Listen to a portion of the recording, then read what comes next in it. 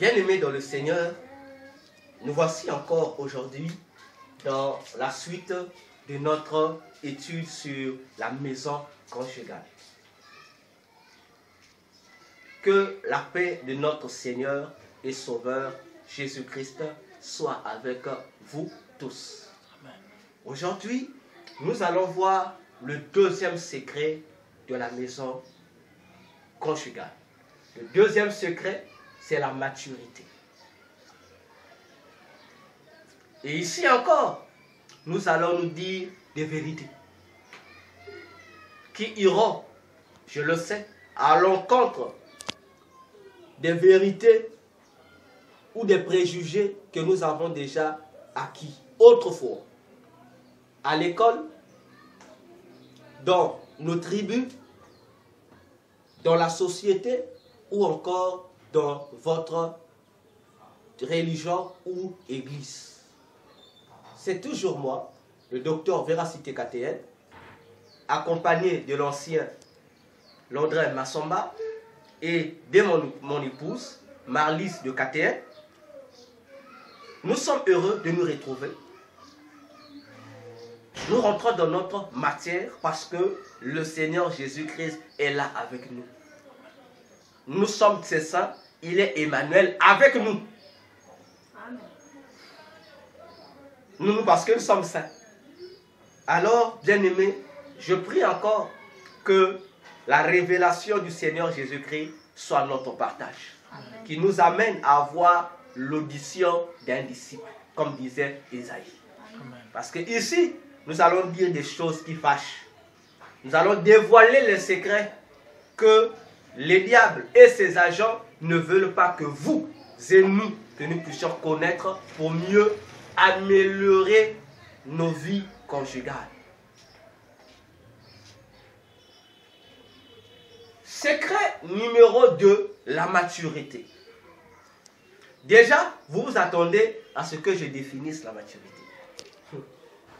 Ne vous inquiétez, je reviendrai. Ça sera peut-être le dernier élément que je vais définir.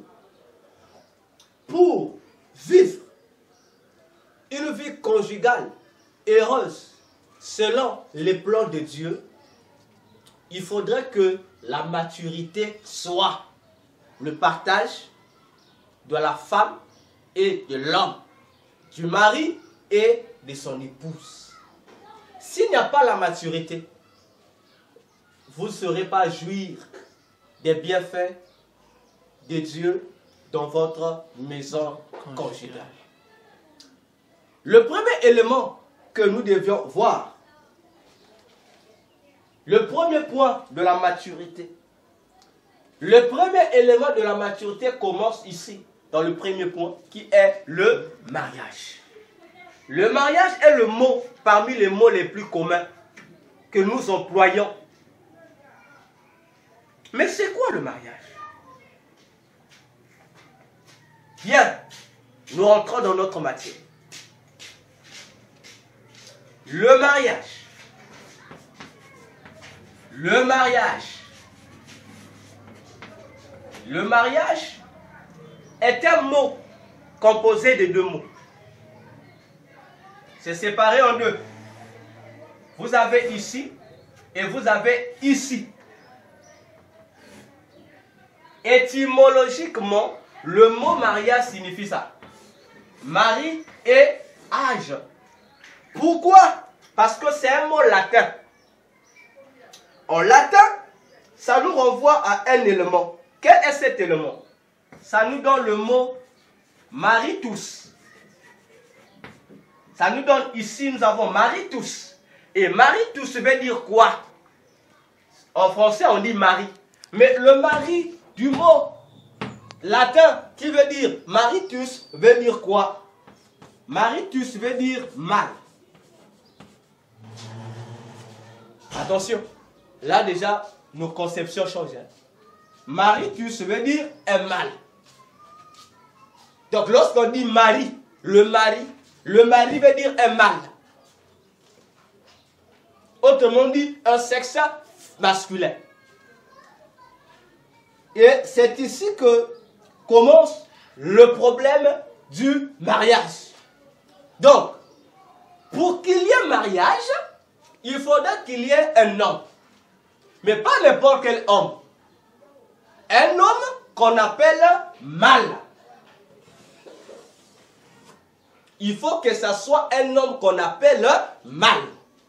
Donc, déjà ici, les homosexuels sont écartés. Je dis, déjà ici, les homosexuels sont écartés. Même si il y a des pays qui font des mariages homosexuels, ils doivent déjà savoir que l'homosexualité n'est pas un mariage. Même si deux femmes vont se marier, ce mariage-là est aboli. C'est un faux mariage, c'est du satanisme. C'est un mariage que Dieu ne reconnaît pas. Parce que pour qu'il y ait un mariage, Dieu a besoin de voir un mâle en premier lieu. Dieu veut voir un mâle. On a un autre élément ici qui est âge, comme vous l'entendez. Or, âge ici renvoie à un élément fort. C'est quoi? Ça traduit l'âge mûr avec précision. Or, lorsqu'on parle de l'âge mûr, ça nous renvoie à quoi? À la maturité. Ça nous renvoie à la maturité. Ici, je voudrais m'expliquer. Nous sommes ici sur le mariage. On veut comprendre c'est quoi le mariage. On dit que le mariage est séparé en deux mots. Il y a le mot mari qui veut simplement dire un mâle. Et il y a le mot âge qui dit âge mûr. Donc, pour qu'il y ait mariage, il faudrait qu'il y ait ces deux qualités-là. Les deux qualités.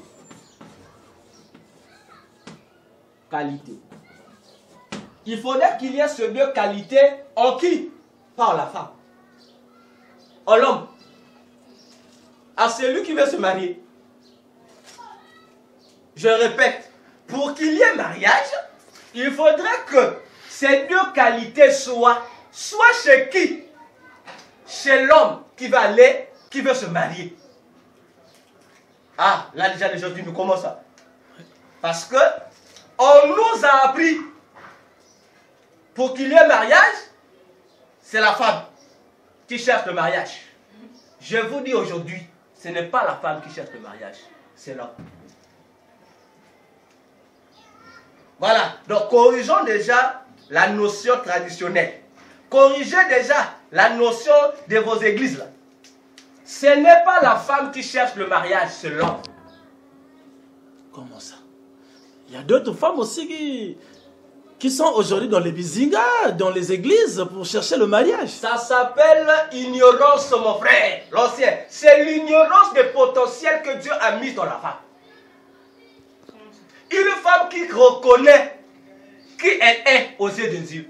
Une femme qui reconnaît que c'est elle l'homme fort du foyer, ne veut pas perdre le temps pour aller chercher le mariage. Je répète encore, toujours le docteur Véracité, j'ai dit toujours des choses qui énervent les gens. C'est ça ma vocation. Le Seigneur, lorsqu'il m'a rencontré, il m'a mandaté, il m'a dit, va dire la vérité. Et c'est cette vérité que j'aime dire. Je sais déjà qu'il y a un pasteur qui se fâche. Il y a un pasteur qui rougit déjà de colère, il dit, mais le petit là, il veut dire quoi? Tant pis pour toi, pasteur, c'est la vérité. Je vais démontrer dans la Bible. Parce que ici, l'évangile, c'est quoi? C'est dire aux gens ce que Jésus a enseigné. C'est pas dire aux gens ce que la théologie a enseigné. Je répète encore. Pour qu'il y ait mariage, il faudrait que les deux qualités, c'est-à-dire la qualité du mâle et la qualité de maturité soient trouvées en l'homme qui va aller se marier. Et je dis encore, le mariage, ce n'est pas la femme qui cherche le mariage, c'est l'homme. Et toi, l'homme qui veut avoir le mariage, on te dit, tu dois d'abord être un mâle. Lorsqu'on dit un mâle, n'est pas qu'on dit, oh oui, je suis masculin, je suis mâle. Non, non, non. Tout masculin n'est pas mâle. Lorsqu'on dit tu es un mâle, ça veut dire ici, tu deviens, comme on dit, un homme. Ça veut dire que tu es devenu un homme. Traditionnellement, on va expliquer ça. On va commencer dans la tradition. Dans la tradition, on dit, le jeune homme doit franchir une étape pour être considéré comme un homme. Ça dépend des tribus. Il y a des rituels qu'on fait faire, ça dépend. Une fois affranchi et réussi ces différentes épreuves, on dit que le jeune homme est devenu un homme. Et naturellement, je dis naturellement, bon, universellement, dans le temps moderne, on dit il faut atteindre 18 ans. L'État appelle dit 18 ans. Pour l'État, il dit tu deviens Majeur. On dit tu deviens majeur. Donc la tradition dit homme, l'État dit majeur. Pour dire que tu es un mâle, on dit oui, oui, tu es un homme. Donc, ici, il faut d'abord être un homme. Ce que veut dire ici encore, vous qui allez et faire marier des femmes, vos enfants là, ton enfant il n'est pas majeur, tu as déjà choisi une femme pour lui. Sache que ça, c'est pas un mariage au nom de Dieu. Ça n'a rien à voir avec Dieu. Il faut dire déjà à ton ancêtre de corriger ça. Dis ton musulman de corriger ça. Ça, c'est la perversion sexuelle. L'enfant, pour se marier, il doit d'abord être un homme, un majeur. Ensuite, on doit retrouver dans son état majeur ça, la maturité. C'est quoi la maturité? La maturité, c'est la capacité de gérer le mariage. Tout court. La maturité, ce n'est pas les cheveux blancs. Parce que c'est ce problème que nous avons dans nos sociétés, même à l'église. On pense que les personnes âgées, ce sont eux qui sont matures. Je suis désolé. La maturité n'est pas une affaire d'être vieux ou une affaire d'avoir beaucoup vécu. Non! Tu as beaucoup vécu, tu es vieux, tu as une expérience de la vie, mais ça ne dit pas que tu es mature. La maturité est une qualité que l'on doit développer en lui. La qualité qui doit le rendre responsable. Responsable de quoi? Responsable dans la gestion de son mariage. Parce que dans le mariage, l'homme devient un roi. Comme il est roi, il doit avoir cette qualité, la capacité de gérer. Voilà pourquoi Galates pouvait dire, je crois, Galates 3 ou 4, le premier verset, aussi longtemps qu'un héritier est encore enfant, on ne peut pas lui donner le trône. Pourquoi? Parce que le mariage est un trône qu'on doit donner à l'homme. Et je rappelle, ce n'est pas la femme qui cherche le mariage, c'est l'homme. Or, le mariage est un trône sur lequel l'homme qui en a besoin doit aller s'asseoir. Or, pour s'asseoir sur le trône exige quoi? L'âge mûr. C'est-à-dire que tu sois mature. C'est-à-dire que tu sois maître du foyer, que tu sois capable de comprendre le foyer et de le gérer. Sinon, tu seras un prétendu roi. C'est pourquoi nous avons des pleurs dans le foyer. Un individu qui s'est marié, lui dit non, non, j'ai acheté ma femme. J'ai donné mon argent. Donc lui, il pense qu'il est allé acheter une esclave. Alors qu'il a oublié que la femme n'est pas une esclave. Que la femme est un trophée dont l'obtention, il faut quoi? Il faut t'asseoir ici sur le trône. Voyez-vous, c'est ici que commencent les choses du mariage. Maintenant, les gens qui veulent se marier, surtout dans nos églises là, regardons combien la jeunesse se marie. Les jeunes gens vont se marier. Mais ces mariages des jeunes gens, À peine 3 mois, divorce. Divorce. À peine 6 mois, divorce. Non, c'est pas leur... Ils se marient pourquoi? Parce que leur pasteur leur a enseigné que le mariage, c'est la femme qui cherche le mariage. Alors c'est faux. Vas-y aussi. Une question. Oui. Ben, c'est seulement que ce mariage-là dans nos églises, ça ne perdure pas. Le problème peut-être dépend, les deux n'ont pas atteint cette maturité. J'arrive. Effectivement. Pourquoi? Ancien. Dans les églises, nous, les pasteurs, nous nous précipitons à unir les gens. Pourquoi? Pour les honneurs.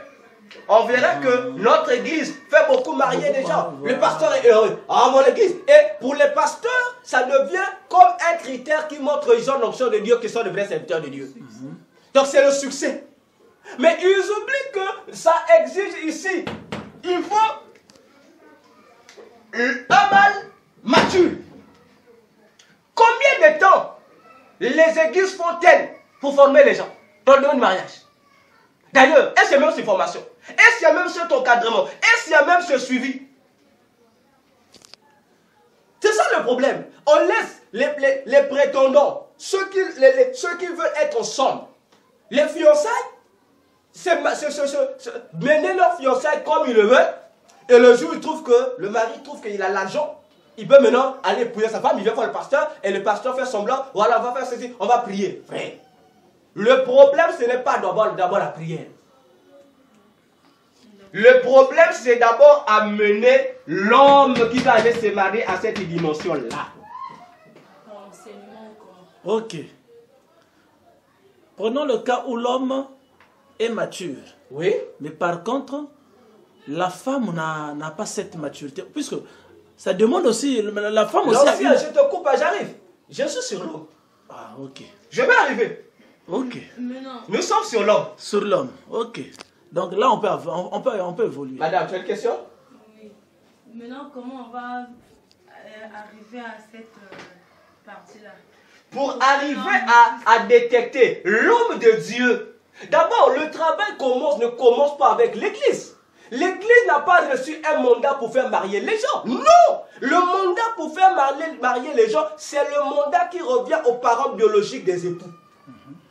Donc, une fois que dans une famille, dans une maison, un garçon décide d'aller se marier, les parents doivent commencer déjà à former cet enfant, à voir si l'enfant est capable ou l'enfant n'est pas capable, à détecter quelles sont les motivations qui poussent leur enfant à aller se marier.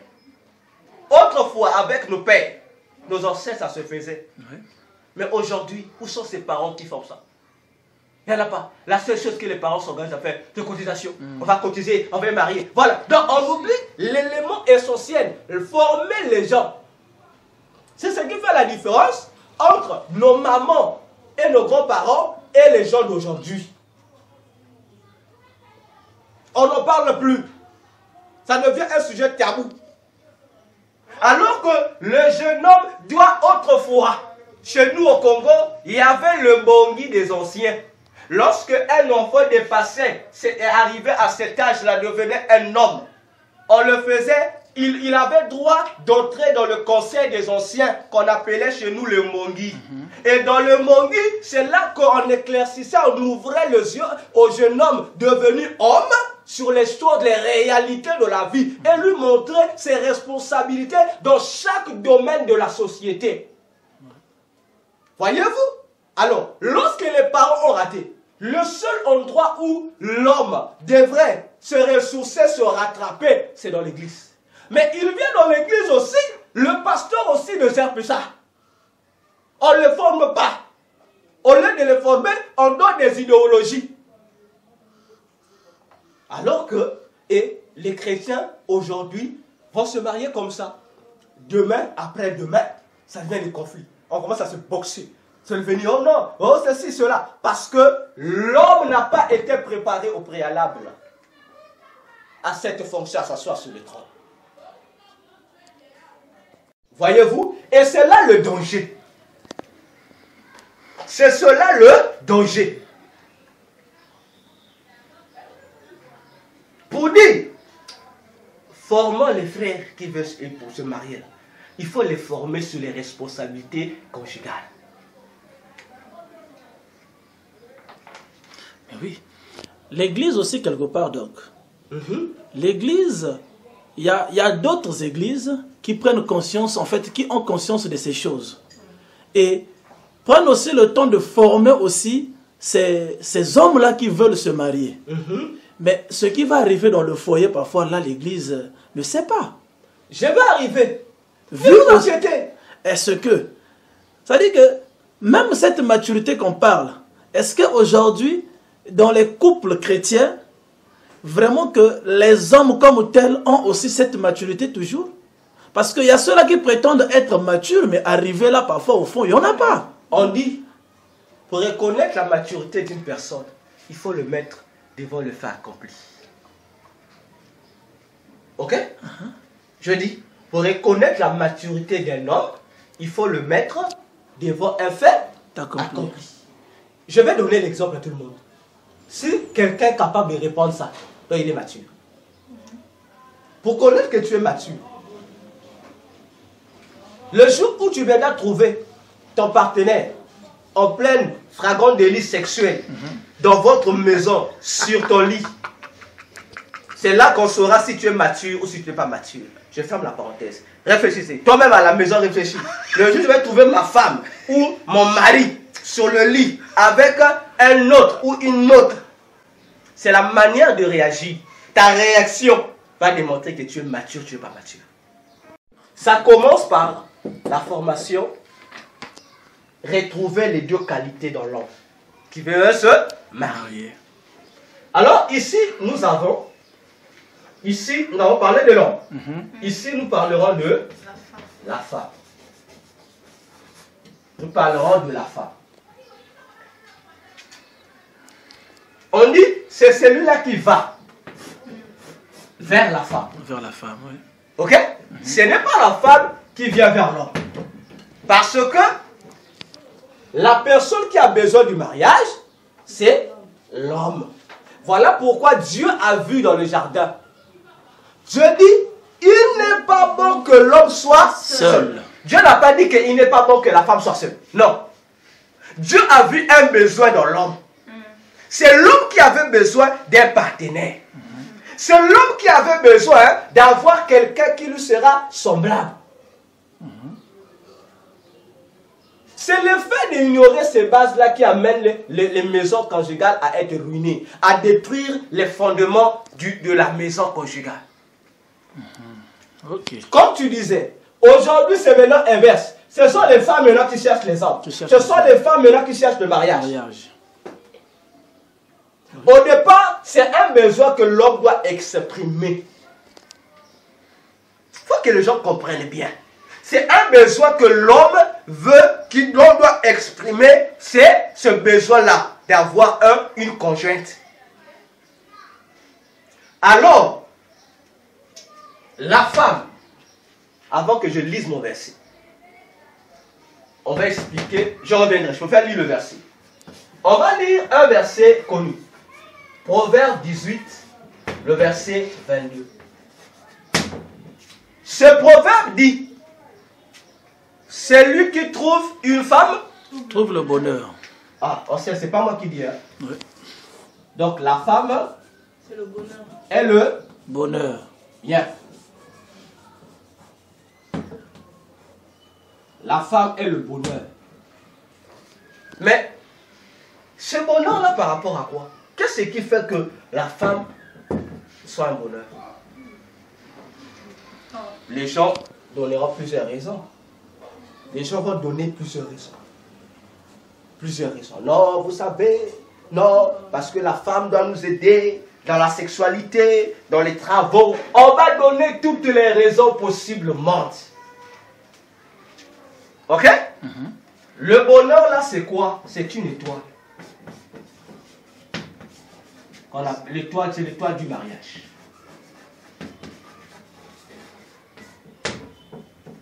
Et ça, je dis, tout le monde sataniste, c'est ça. C'est pourquoi je dis, et je répète, ce n'est pas l'homme la femme qui cherche le mariage.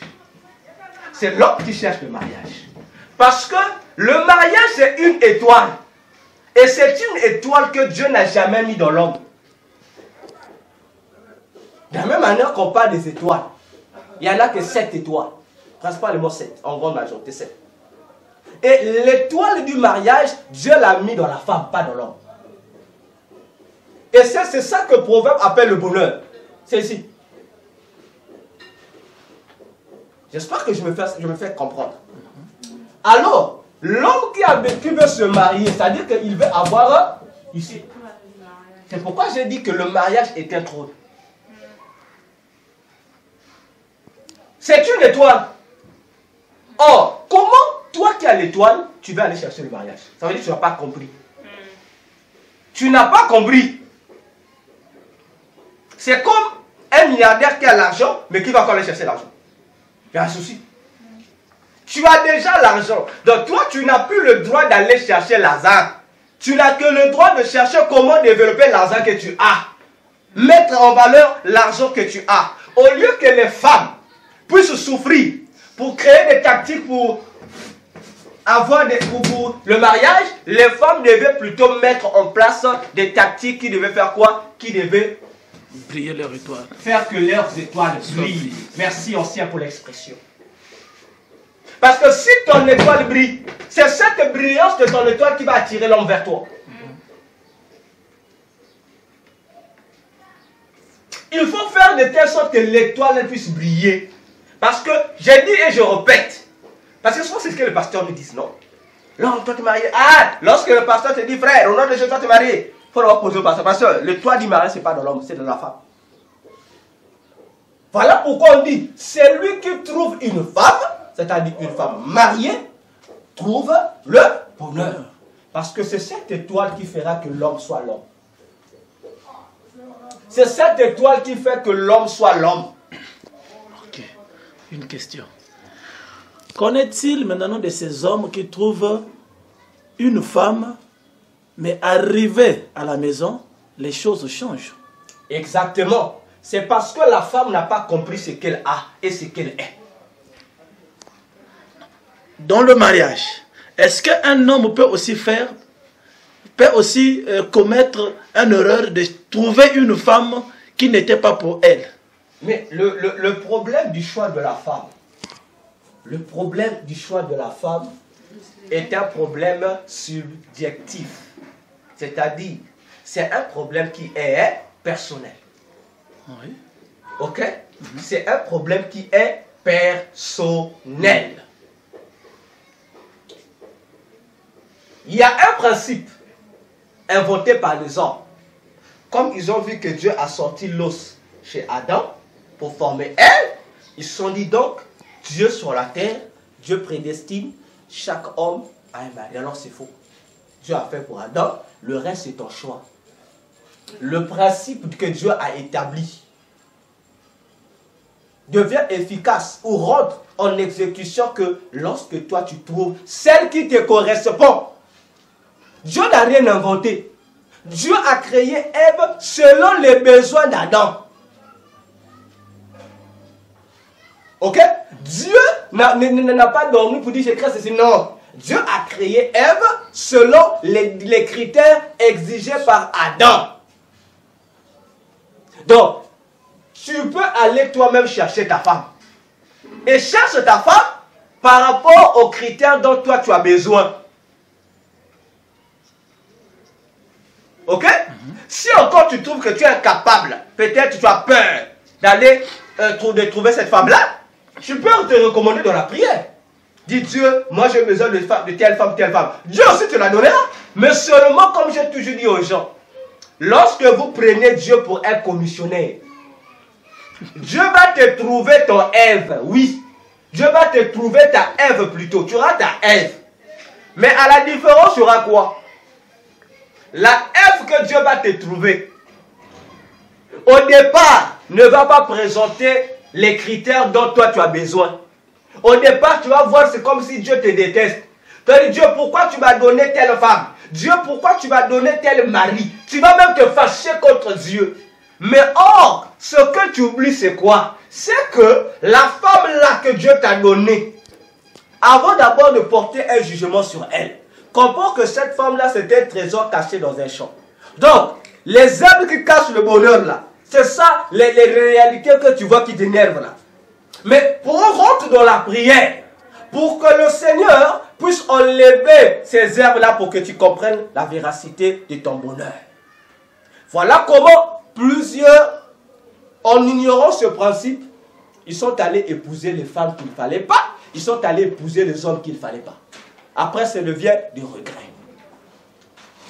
Tu veux avoir une femme? Va toi-même chercher ta femme, ou cherche tes commissionnaires, ou cherche tes dieux. Mais le meilleur principe, prie, présente à Dieu les critères de la femme ou de l'homme dont tu as besoin. Et Dieu va te le donner. Ce qui veut dire ici, si vous ne comprenez pas cette réalité-là, je dis si vous ne comprenez pas cette réalité-là, les femmes, si elles ne comprennent pas cette réalité-là, vous allez détruire votre étoile du mariage pour rien. Vous allez chercher un féticheur pour que le féticheur te donne le mariage. Le féticheur va utiliser ton étoile et va mettre ton étoile sur le chemin d'un homme qu'il ne fallait pas. Et du coup, c'est ça aura la conséquence. Tu es dans un foyer, mais le foyer là n'est pas compatible à ton étoile. Et c'est ce qui fait des dégâts dans le foyer.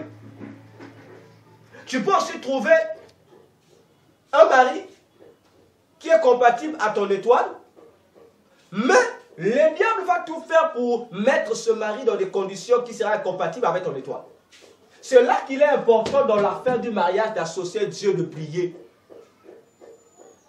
Pour répondre à ta question, c'est ici que le diable joue. Il sait que ce qui correspondrait à tel homme, c'est telle femme. Mais lui, il va jouer avec vous. Il va tout faire à ce que vous ne puissiez pas vous rencontrer. Ou encore, si vous vous rencontrez, vous êtes ensemble, il va tout faire pour s'aimer en vous des éléments qui vont vous pousser à vous faire quoi? À vous prendre des distances. C'est l'élément que le monde des ténèbres fait. Alors, nous parlons, le deuxième secret, c'est la maturité. La femme, pour aider son étoile à briller, elle aussi, elle doit passer par la formation. L'étoile, c'est quoi? C'est un outil de travail. Pour que cet outil de travail soit efficace, il faudra l'aiguiser. Et l'aiguisement est physique et l'aiguisement est spirituel. Parce que la grande charge du foyer retombe sur la femme. La femme doit être spirituellement mûre et physiquement mûre. Parce que physiquement, il y a des devoirs que la femme doit remplir. Il y a des choses qu'elle doit maîtriser. Spirituellement aussi, il y a des choses qu'elle doit maîtriser. Sinon, cette étoile sera, mais elle sera inutile. Pour dire ici, le premier secret, c'est la maturité. Alors, les deux, l'homme et la femme, ils sont là. Ok. Une question. Oui. Dans ce cas précis, est-ce que la femme aussi, on ne demande pas un peu de maturité chez la femme? Exactement, c'est ce que je dis. Voilà. Ça passe par la formation. Parce que la femme, l'homme doit faire quoi? L'homme doit rendre sa virilité, sa personnalité mature. La femme doit être mature pour rendre efficace son étoile. Ok. Tu vois? Donc, la maturité ici, une fois que la maturité de la femme est travaillée, l'étoile de la femme va accomplir ses bénédictions comme il faut. Une fois que l'homme aussi, sa personnalité atteint la maturité, ça fait quoi? Ça va permettre à l'homme d'être apte pour le mariage. Les deux qualités se développent en lui. Et ça fait quoi? Et vous vous retrouvez dans un foyer avec deux individus matures. Et votre foyer sera normal. Parce que peu importe les vents et les tempêtes qui peuvent souffler, peu importe qui a raison ou qui a tort, quand vous êtes mature, vous saurez comment régler le problème sans pour autant casser le mur. Casser le mur, oui. Oui. Tu vois? Maintenant, qu'en est-il maintenant de ce couple-là? Une fois, c'est-à-dire à l'église, on présente l'image vraiment de personnes matures, mais quelque temps après arriver dans le foyer, et les choses changent. Est-ce que, parce que beaucoup plus nous constatons que il y a parfois des jeunes sœurs qui se marient précipitamment, attenant même parfois, ils ont l'âge du mariage, mais arrivés dans le mariage, ces femmes-là ne supportent plus le mariage. C'est devenu pour eux comme une prison, comme un calvaire. Tu vois? Maintenant, là-dessus, est-ce que le problème, l'homme avait fait un mauvais choix vis-à-vis de ces sœurs-là? Ou le problème, les deux n'avaient pas cette maturité? Ça dépend. Ça peut être que les deux n'étaient pas matures. Ils sont allés se marier sous d'autres motivations qui n'ont rien à voir avec les motivations éligibles du mariage. Parce que les motivations éligibles du mariage veut quoi? Que avant que nous habitions ensemble, il y a des étapes à franchir. Et la première étape du mariage, c'est quoi? Permettez-moi.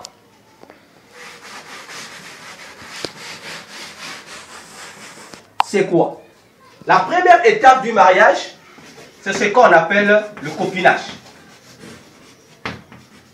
C'est le copinage. Le problème commence ici. Le copinage. Pose à ton pasteur, c'est quoi le copinage? Il dit là, c'est l'impudicité. Oh, c'est le péché. Ah, homme de Dieu. Mais qui t'a dit que le copinage c'est le péché? C'est là la question ici. Où je dis, je ne m'attarde pas aux familles. Moi, les familles, ça n'importe peu. Mais moi, je m'attarde dans l'église. Parce que l'église est la dernière éducatrice de l'humanité. Si la famille a raté, si l'école a raté, le dernier endroit où la personne peut être éduquée, c'est dans l'église. C'est dans l'église, oui. Alors, pourquoi les pasteurs qualifient ici? Sur quelle base? Je peux répondre? Vas-y. Ou bien je peux supposer. Vas-y. Le copinage, peut-être là-dessus, le copinage pousserait peut-être à ces jeunes-là, ou à ceux-là qui veulent se marier, d'aller, par exemple, précipitamment à l'acte sexuel. Puisque ce copinage-là, aujourd'hui, pousse certaines, et d'autres vraiment à passer à l'acte sans pouvoir passer au mariage. D'accord. C'est pour cela peut-être qu'ils évitent ça. Là, toute raison qu'ils vont évoquer est fausse. L'étape reste l'étape. Même les mariés ne commettent-ils pas le péché?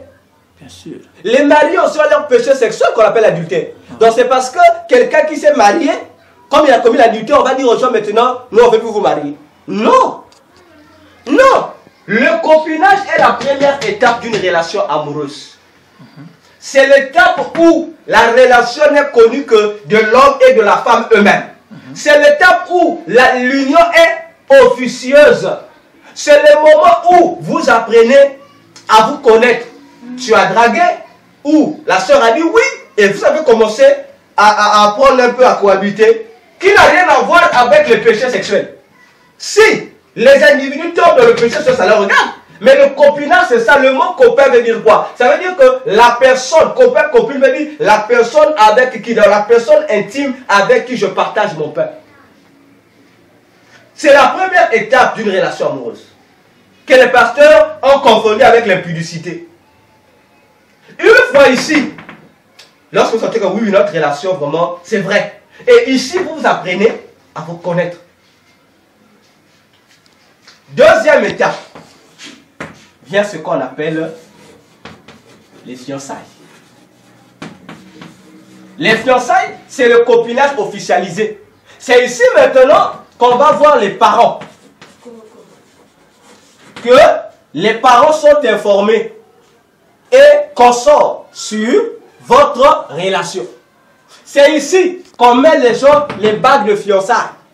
Pour dire, notre relation était cachée, maintenant elle devient officielle. Tout le monde sait que un tel et un tel sont ensemble pour un objectif. On ne tombe pas amoureux ou amoureuse de quelqu'un pour le plaisir, pour des aventures. Non. Dieu a créé la relation amoureuse pour aboutir au mariage. Donc si toi, tu n'es pas prêt pour le mariage, sois comme Paul. Ne te marie pas. Ne te marie pas. Parce que le mariage est un voyage. Un voyage qui doit t'amener à remplir la mission que Dieu a donnée à Adam et à Ève. Reproduire sur la terre des enfants de Dieu. Reproduire sur la terre des générations qui doivent être au service de Dieu contre le royaume des ténèbres. Maintenant, si tu n'es pas capable, laisse tomber. Si tu n'es pas capable, faut pas, oh non, j'ai beaucoup d'argent, non, oh parce que l'âge avance. Non, le mariage, ce n'est pas une affaire d'âge. C'est une affaire de maturité. Comment faire pour officialiser votre relation? L'officialisation des fiançailles, ça dépend des parents. Et ça dépend aussi des tribus, et ça dépend aussi des nations. Chaque nation a sa manière pour officialiser, pour faire les fiançailles. Troisième étape, c'est ce qu'on appelle la dot. Voilà les 3 étapes du mariage. La dot, ici. Que, en Europe, les gens parlent de l'état civil, la mairie. Mais les gens ne savent pas, comme on dit, l'Europe a introduit la dot dans l'état civil. Et c'est quoi la dot? La dot, ce sont les biens que l'homme, d'une part, et d'autre part, la femme donne pour réaliser leur mariage. En fait, c'est le prix que l'homme donne. C'est le prix que l'homme paye pour obtenir quoi? Sa femme, l'étoile, le bonheur. Voilà. C'est un prix à payer. Pour obtenir le bonheur, tu dois payer un prix. Et ça diffère aussi d'une nation à une autre, d'une tribu à une autre. Maintenant, le fameux élément qu'on a créé, qu'on appelle mariage religieux. On dit mariage religieux, cruellement appelé mariage officiel. Donc, pour les individus, la dot, c'est plus le mariage. Le vrai mariage devient ici. Oui. Mariage religieux. Mais le mariage religieux n'existe nulle part dans la vie. Ça n'existe pas, oui. Mais c'est rentré comment dans l'église? C'est le meilleur mariage. Dieu a donné la dot. Voilà. Mais alors comment les pasteurs ont fait de ça maintenant? Et je vous apprends, il y a des églises ici. Même si vous donnez la dot, on dit que vous êtes toujours considérés comme des païens. Comme des païens. Vous êtes toujours célibataires. Voilà. Donc il faut réaliser ça à l'église. Mais quel rapport ça va? Voilà. Tout ça c'est quoi? Mais c'est parce que le chrétien ne lit pas la Bible. Le chrétien est influencé par son pasteur ou son prophète. Ici, le mariage religieux et état civil. Parce que les gens ne lisent pas. État civil, ce n'est pas un mariage. On dit le mariage civil. Parce que les gens aiment faire des choses et les gens viennent faire les débats inutiles. L'état civil, lisez, allez demander à la mairie de votre c'est pas, pays ou région. On te dit que le mariage état civil, c'est l'état qui enregistre ta dot. C'est l'enregistrement. Donc c'est un document qui vient confirmer la dot. C'est tout. C'est ce qu'on appelle l'état civil. On dit le mariage d'état civil. Donc vous allez, monsieur le maire, voilà pourquoi monsieur le maire pose la question. Parce que monsieur le maire ne peut pas célébrer votre mariage si la dot n'a pas été versée auprès de vos parents. Oui. Voyez-vous? Oui. Et c'est ici le problème. Maintenant, comme les individus ne veulent pas comprendre les choses, on vous dit ici, non, l'État ne marie personne. L'État ne marie personne. Vous êtes mari et femme lorsque tu payes ta dot. Tu es mari et femme. Tu es mari et femme. Et c'est la bénédiction de Dieu descend ici. Ça ne descend pas ici, ça ne descend pas ici. Oui. Parce que c'est ce que les gens pensent. Ah, oui. Que lorsque je vais à l'État, Dieu m'a béni. Non, la bénédiction de Dieu de la maison conjugale que Dieu déverse dans tous les foyers, païens comme chrétiens. Lorsque vous vous mariez correctement, conformément à ce que Dieu a donné, lorsque vous donnez votre don, automatiquement cette bénédiction de Dieu descend au niveau de la dot. Voilà. Donc ici, là, tout ce que vous faites là, c'est l'humain, c'est les hommes. Ça n'a rien à voir avec Dieu. Ça, c'est au niveau de l'État. Ça n'a rien à voir avec Dieu. C'est ici que le combat se joue. Donc ici, c'est un divertissement. Ah oui. L'État enregistre. Pourquoi l'État enregistre ici? C'est pour faciliter réglementation sociale. S'il y a un conflit entre monsieur, madame, les affaires de succession, comment? C'est pour ça qu'il veut être enregistré. Que votre mariage soit enregistré pour que l'État saura comment vous gérez. Ici, l'État civil ici, c'est l'Église catholique qui a inventé ça. C'est une invention de l'Église catholique. Pourquoi? Pendant le temps de l'époque de la colonisation, les mairies n'existaient pas. Les mairies n'existaient pas. Donc, les actes d'état civil, les actes de naissance, les actes de décès, les actes de fait, tout ce qu'on appelle aujourd'hui les actes d'état civil étaient délibérés par l'Église catholique. Vois-tu?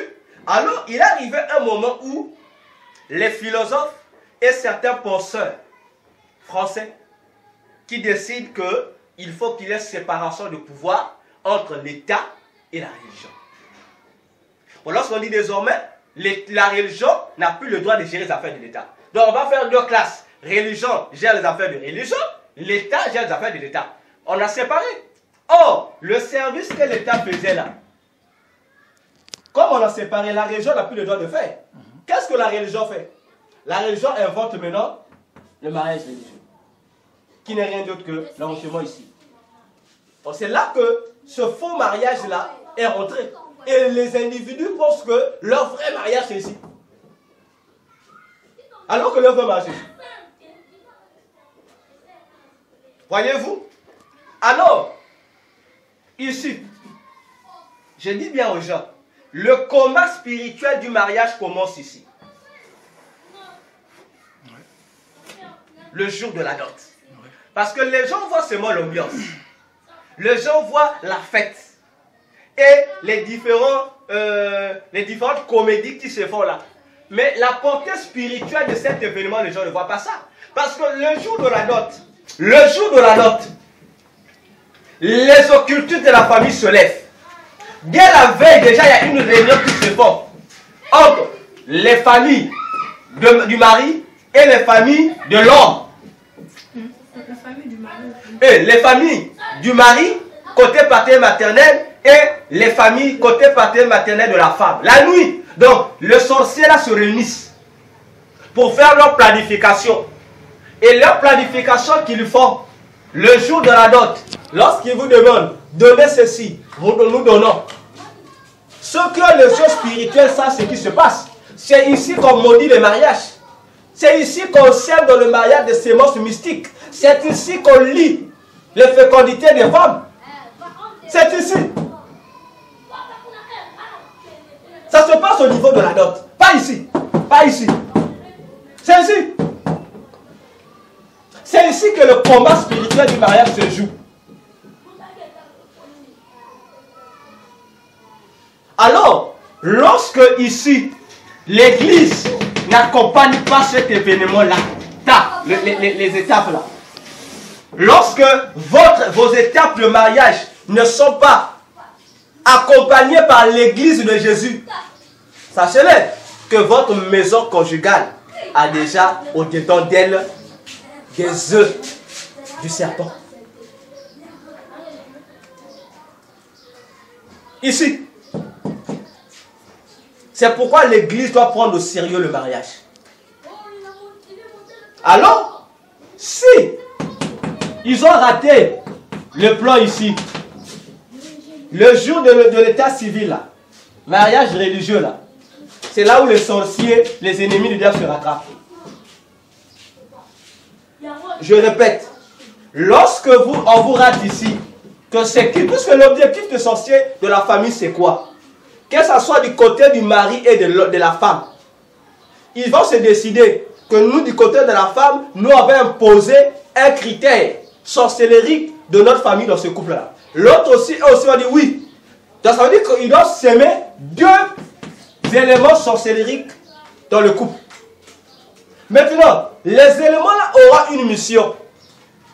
Faire perdurer quoi? Le sacerdoce de la sorcellerie dans le foyer. Nous le verrons dans la suite, dans l'autre point. Alors, s'ils ratent de se mettre dedans pendant la cérémonie de la dot, ils vont se rattraper dans les 2 endroits. Et je vais expliquer ça. Et les mariés doivent ouvrir les yeux. C'est pourquoi, sans Jésus dans votre couple, vous êtes 0. Peu importe votre statut social. Peu importe les miracles, plutôt les milliards que vous pouvez avoir. Si Jésus n'est pas au centre de votre relation, ça c'est que vous êtes à la merci des puissances des ténèbres, sans vous en rendre compte. Voyez-vous, comment les sorciers se rattrapent ici? Non, ça commence avec ici, non? État civil, puis on finit ici. Pendant que je dis bien et je pèse mes mots, si les mères vont se fâcher, ils savent que je dis la vérité, non qu'à se fâcher. Pendant que monsieur le maire, j'ai dit suivez-moi, vous les couples là. Pendant que monsieur le maire met le marié devant comme ça. Il met le marié, madame vient.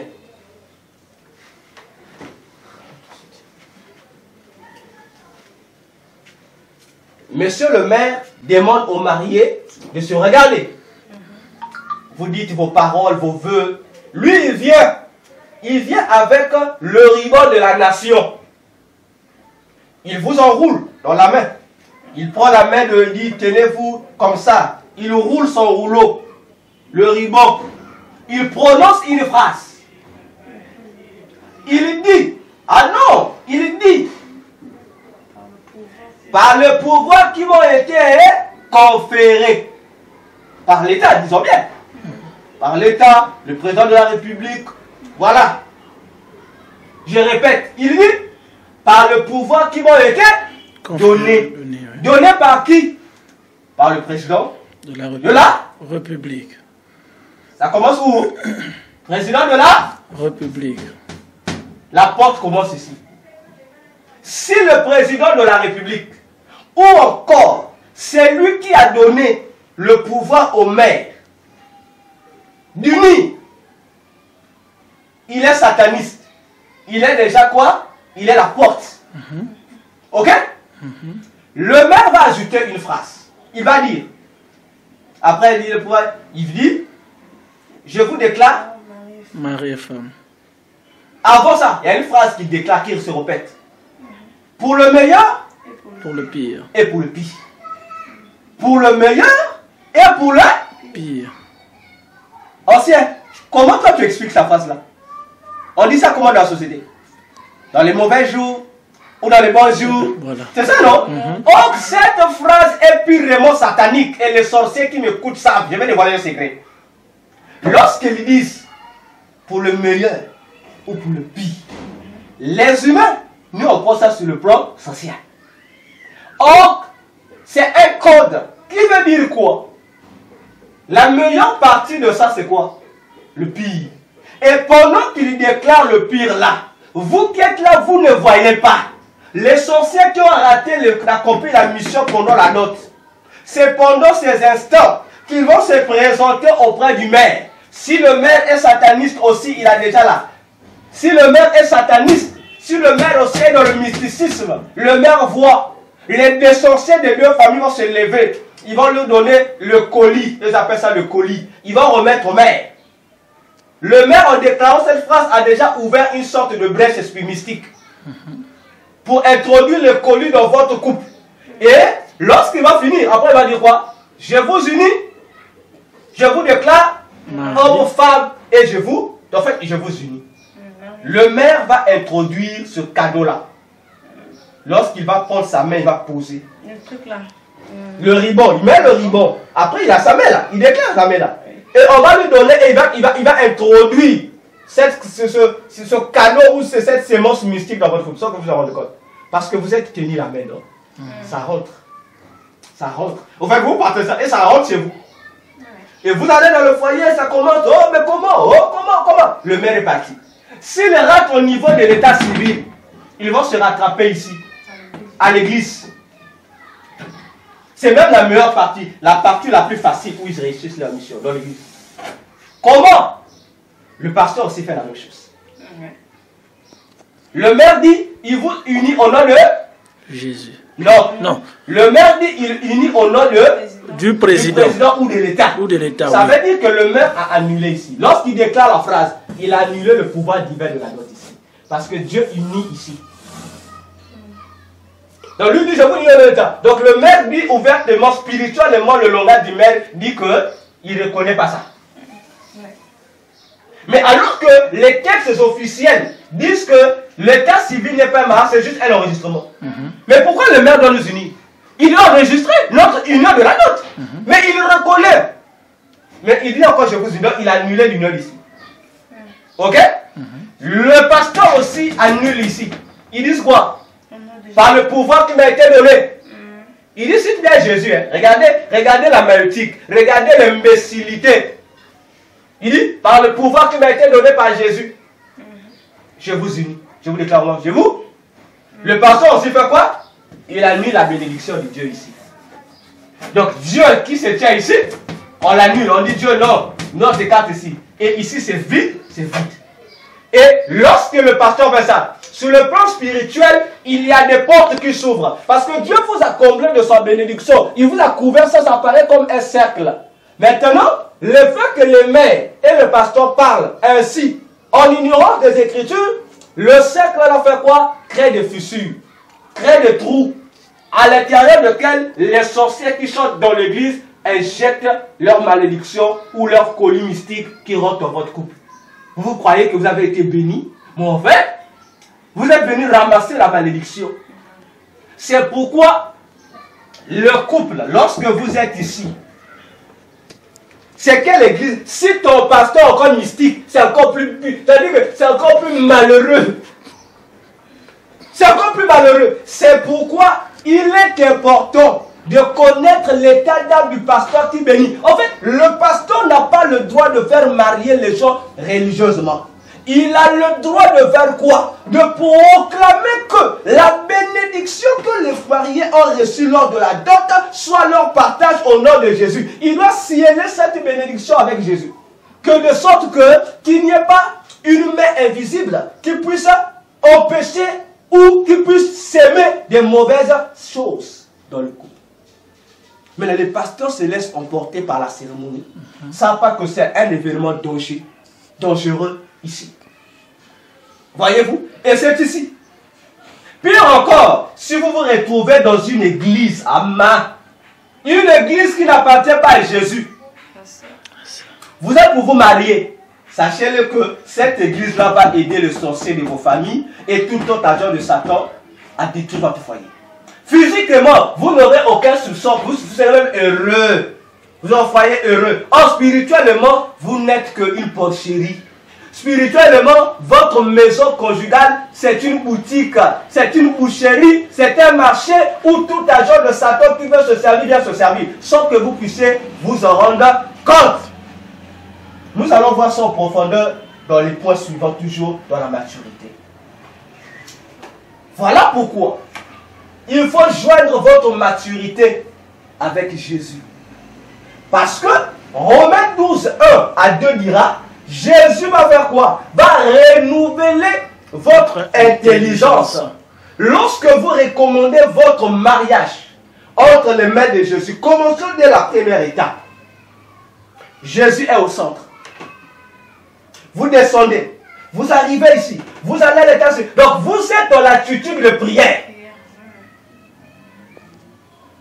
Même si le maire, peu importe l'état d'âme du maire, peu importe l'état d'âme du pasteur, les maîtres de la maison conjugale, je l'ai dit, c'est l'homme et la femme. Donc vous pouvez rester dans la prière.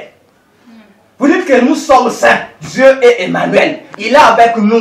Donc même si le maire, tout ce que le maire fait là, pendant que vous êtes en train de vous tenir, vous déclarez, vous dites, Jésus, toi qui nous as unis, toi qui as dit que Dieu unit, Dieu qui unit que personne ne sait pas, je bloque toutes les portails émotionnels que le diable pourra créer ici. Aucune sémence du diable n'entrera dans mon foyer.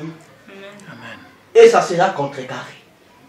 Vous arrivez à l'église, vous faites la même chose. D'ici le pasteur déclare, je vous unis. Dit Jésus, j'annule ce que le pasteur a dit, je proclame que tu nous avais déjà unis depuis le jour où j'ai donné la dot. Donc pendant que l'ignorant est en train de détruire, comme a dit David dans Psaume 11, verset 3, toi le juge tu rétablis. Toi tu corriges, parce que ce n'est pas le mariage du pasteur ni du maire, c'est votre mariage. C'est vous qui avez le dernier mot sur votre vie conjugale. Amen. Peu importe ce que la traduction va demander lors de la dot. Vous finissez, vous prenez, vous priez pour votre dot. Vous arrivez, vous prenez le soin d'anéantir. Vous priez pour les cadeaux aussi. Et vous priez pour ça. Et les cadeaux aussi. Bien sûr, vous priez pour ça. Et c'est ici qu'il faut montrer aux sorciers qui sont petits devant le chrétien. Oui, une question? Il faut aussi expliquer que les mariés... Mais la cérémonie du mariage, tous ceux qui viennent donner les cadeaux, c'est ici. Il y a tous les cadeaux ne sont pas des cadeaux de bon cœur. Oui. Il y a des cadeaux qui sont empoisonnés. On vous donne les cadeaux ceci, on vous donne, vous prenez. C'est un beau cadeau. Mais toi, tu vois ça, c'est un cadeau. C'est une bombe à retardement qui va s'exploser sur votre couple. Ouais. Donc voilà, en ce qui concerne la maturité. C'est pourquoi aussi, je dis, il n'y a qu'un homme mature, spirituellement et physiquement, qui peut comprendre les choses que je suis en train de dire.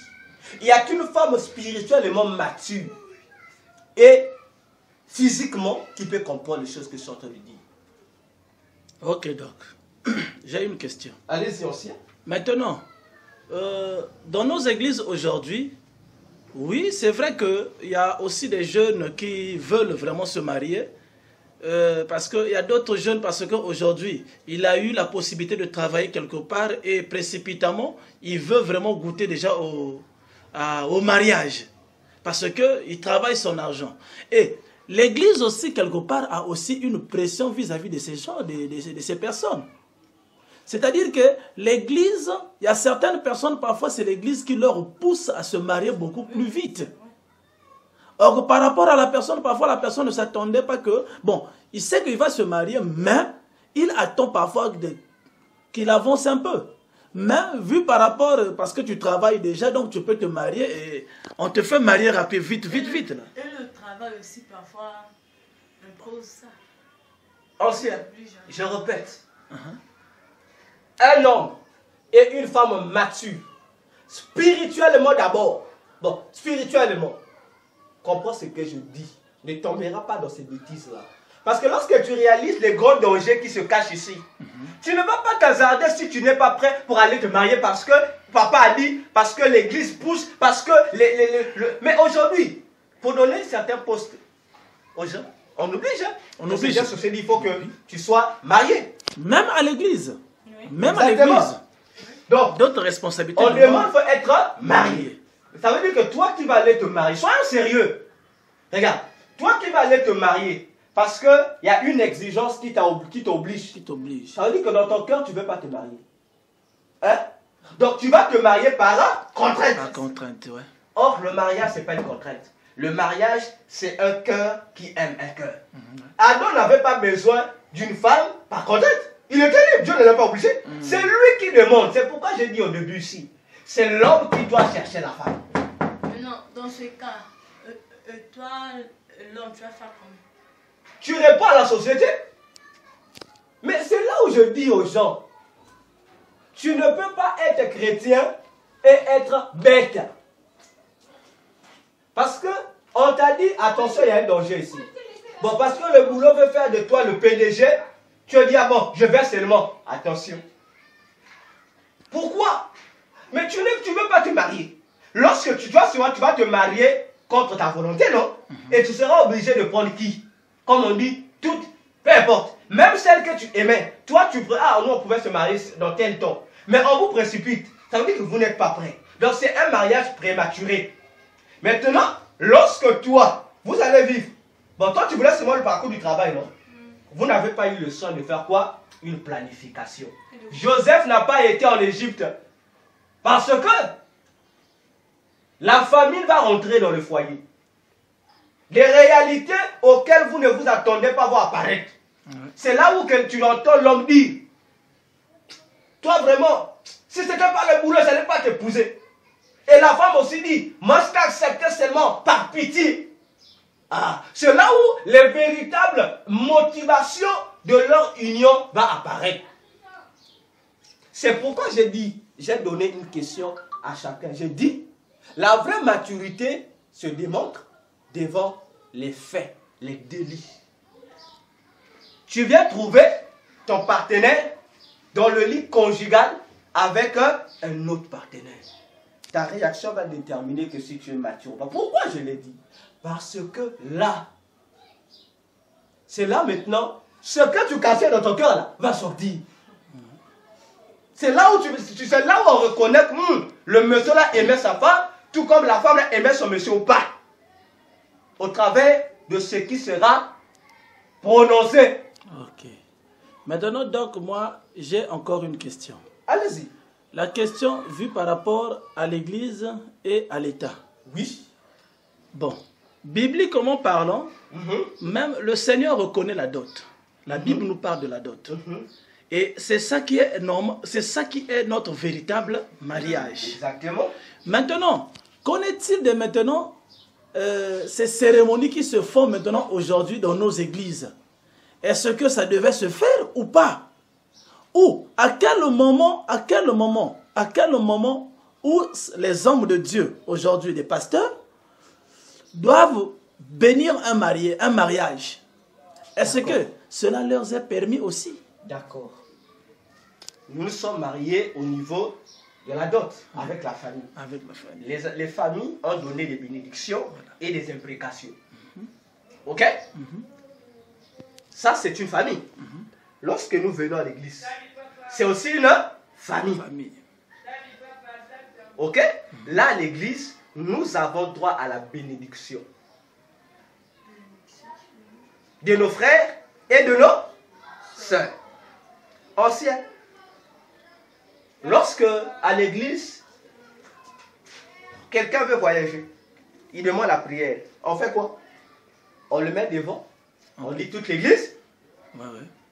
On prie pour lui, on fait une cérémonie. Lorsque un enfant naît, on met l'enfant là, on dit non, on va prier pour l'enfant là parce qu'il est né, on va essayer de recommander l'enfant Seigneur. On fait une cérémonie? Non. Toute l'église fait quoi? Tendre les mains, on prie. Mais pourquoi lorsqu'il est question du mariage, on écarte le peuple de Dieu, on appelle les pasteurs qui viennent gardement entourer les mariés, il n'y a que eux qui doivent prier. Alors que nous sommes venus pour recevoir la part de bénédiction familiale du côté ecclésiastique. C'est là. Pourquoi? Parce que les églises, nous voulons faire des choses en suivant ce qui se passe dans le monde. On ignore d'abord les véritables principes spirituels qui nous amènent à prier pour ceci ou pour cela. Pourquoi doit-on prier pour le mariage? Donc, excusez-moi, si je comprends bien, donc c'est pas au pasteur seul de prier. Le pasteur fera la prière, comme on dit, pour sceller. Pour sceller, voilà. Il doit sceller ça. L'église va prier, va bénir, va dire, va bénir. Mais aujourd'hui, c'est devenu une propriété. En fait, on a copié le maire, non? Le pasteur devient le maire de l'église. Le maire de l'église, voilà. Alors que ça n'a rien à voir.